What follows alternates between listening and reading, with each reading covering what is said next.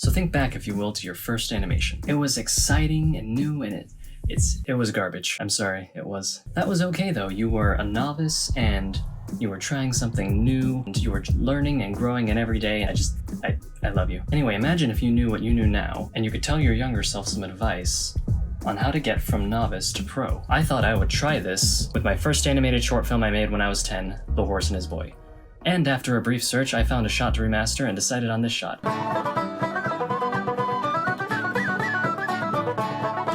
And it's so bad. The stupid feet that don't even line up. So we're gonna take this shot and try to remaster it. So the first problem is that it's boring.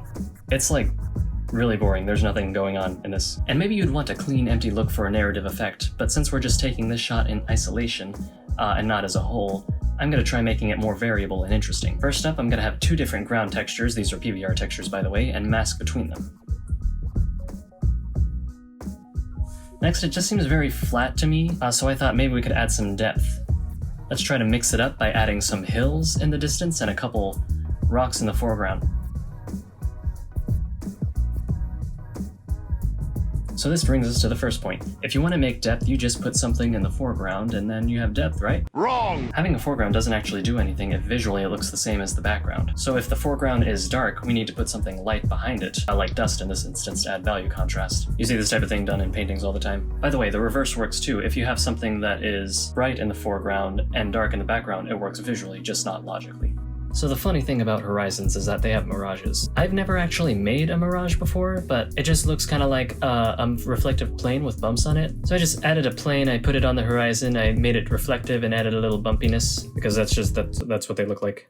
So when you're starting out, you kind of have this mindset that everything has to be made 100% from scratch. And early on, that's a good mindset to have, because you need to know how to model something and how to texture something and get something made. But after you've learned that, it's okay to use assets. Whether it's your own old assets that you've made that you're reusing, more recently photo scans are popular, or something from an asset library, you should get very comfortable using them. Although it's good to have the skill, because unique things like characters will always have to be made from scratch. Speaking of making things, insight number 2 is that it is okay to make something the wrong way as long as it looks good from the camera. Pros do this like all the time. Of course, if you're working with a team, you'd want to have some type of standard, say for like topology. But if this is just a personal project and it looks good from the camera, it's okay to just sculpt something and then rig it and animate it. That's what I did here, because it's not even up close.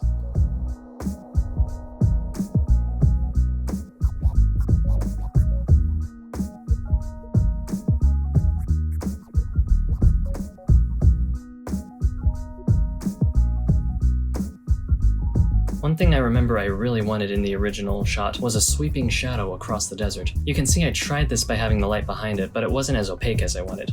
I tried this again, but geographically it just didn't really make sense. Then I thought, you know what, a similar effect could be to have volumetrics that are kind of making a silhouette with the sun casting through it, kind of like the shot in Kajushima. You know, that one shot from that one movie we all grew up on. Anyway, it proved a little more tricky to get looking right, even with a lot of tinkering. So I eventually decided that the idea was a distraction to the project and to let it go. One thing I've really been loving with Eevee is using element assets, because you can effortlessly mold them and place them, and it still plays in real time. I just used a smoke asset and then tinted it tan, then positioned it. One I even animated to drift sideways as if it was being blown by the wind. And this type of dust, I can actually, when I look at this, it just looks really fine and windy, and I feel myself inhaling it. If you can get a type of visceral reaction from looking at a shot, that you're doing something right. Instead of rendering it with the dust, I decided to render it separately and use the Z-depth as a alpha channel and composite it. That way the integration was a lot more organic as opposed to these weird lines. Which brings me to post. I recall having a friendly discussion with a 3D artist that I disagreed with, and his thesis was that if you're compositing in 2D, it's always cheating to a degree,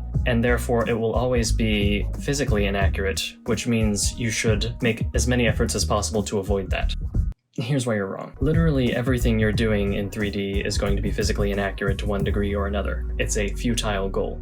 Physical accuracy is not the goal. Believability is. Anyway, my point to 3D artists is that a little bit of compositing, whether it's tinting one part of an image or distorting another part, can go a long way. For this one, I just added the slightest tint of purple to the sky, the slightest tint of yellow haze to the middle, comped in the dust, and lastly I added a little bit of distortion to the Mirage. So that's probably the main takeaways that I wish I could tell my younger self starting out. But what about you? If you could give your younger self one piece of advice, what would that be? Comment that below so other artists can see and learn from you. They're learning from you. Goodbye.